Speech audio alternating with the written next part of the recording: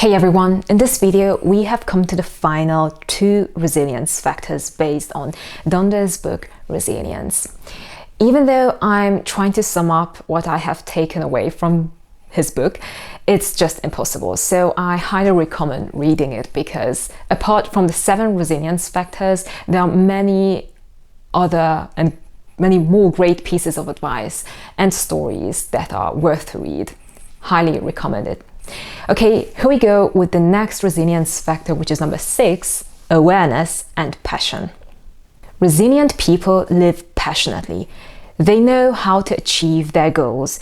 They are aware of their dedication, and this not only gives them motivation, but also a source of energy. As for awareness, if we are able to develop the first 5 resilience factors, it already has a very positive effect on awareness. And with the help of these, we can be aware of our uniqueness, our human dignity, and our fundamental right of existence. Passion. Passion is born inside, deep within us, and it motivates us from there. It urges us to do something for our goals, and it's such a strong driving force that we don't have to put a lot of effort in order to push it because it manifests itself.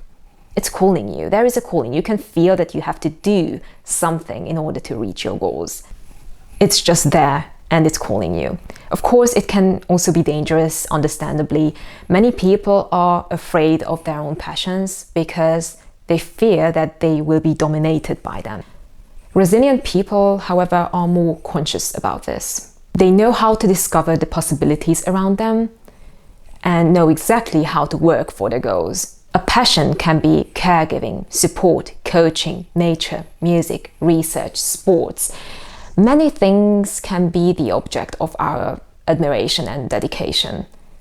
If we can find a thing that can give us extra motivation and energy and joy, then we can live a much more fulfilling life.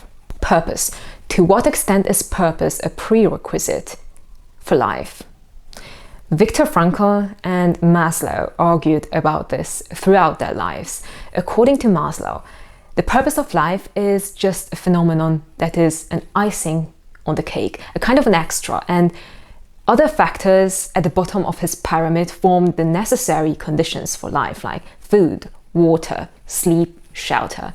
This makes sense, but Viktor Frankl said and saw it very differently. He considered that purpose, a goal, has to be the most important condition for life, because if you find a goal, you have something to live for. And if you don't have a goal, then you have nothing to live for. By the way, before his death, Maslow wrote a letter and gave it to his wife to take it to Frankl. And in the letter, Maslow agreed to Frankl. Both of them are great thinkers and psychologists, but I haven't really heard of someone killing themselves because they didn't have enough time to sleep or anything to drink or eat. It can be much more psychologically and mentally destructive when you can't find a meaning and a purpose in your life, when you feel like you have nothing to live for. Therefore, I completely agree with Frankl. When we feel that our life has a purpose, we also see the meaning of hardships. So we will be able to see crisis as a positive challenge. Let's think about how we can use our talents in such a way that it can enrich our own life or even other people's life.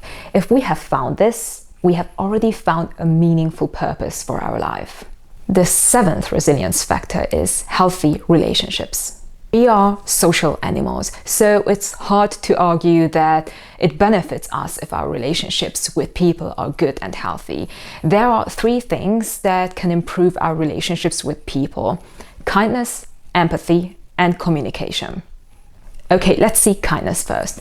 When we are kind to others, our brain releases serotonin, dopamine, and oxytocin, which will have a positive effect on our mood. So being kind is really beneficial for both us and for others.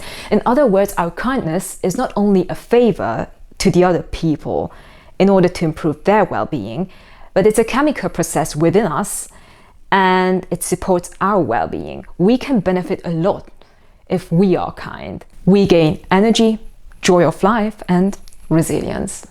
Empathy is also needed for healthy relationships. This is the ability to assess the emotional and psychological state of another person and to better understand nonverbal communication, which helps to deepen our relationships. People cling to someone who has empathy. In my personal opinion, this is very fascinating, but it can be easily overwhelming because empathy is rare. And if a person has this quality, the people around them seek for their attention like a slice of bread, and we are not able to love everyone equally. Apart from this, empathy is a wonderful virtue. Communication. Resilient people develop and maintain strong and healthy social relationships, which requires strong social competences. Communication is a key element of this. It's a very interesting fact, and I had never heard this before reading this book, that regardless of the form of communication, the recipient will most likely only understand half of what is being said and communicated. If the communicator and the recipient are very different, for example, in age, gender, cultural background, then the amount of misinterpreted information can reach 70 or 80%. To avoid this, we need to be aware that our brain lets in information through 3 filters. And these filters are trust, respect, and usefulness. If, for example, we trust and respect the other person, and if they even provide us with useful information, we are more likely to remember what they say. If only one of the above-mentioned filters is missing, for example, there is no trust, respect, or if you think that what you are hearing is not useful for you, then your brain closes that filter and does not accept any additional information. This is basically a very useful defensive function of the brain. Otherwise, we would just go crazy if our brain would sink in all the information. This was the last video from Donders' book called Resilience. I hope I'm not butchering his name too much. Hope you like this video series and spend a few minutes with me every week for better self-awareness. So, hope you see you next week. And don't forget to subscribe. It would mean a lot. Thanks for watching. Bye.